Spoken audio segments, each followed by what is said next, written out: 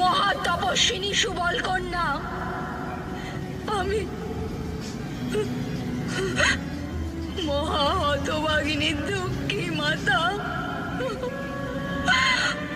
আজ তোমাকে অভিশাপ দিচ্ছি। যে প্রকারে আমার বংশের বিনাশ হয়েছে, সেই প্রকারে তোমার চোখের সামনে তোমার যাদব বংশের বিনাশ হবে। পশুর ন্যায় সমস্ত যাদব একে অপরের রক্ত পান করবে, আর বাছুরের ন্যায় সমস্ত যাদব বালক ক্রন্দন করবে।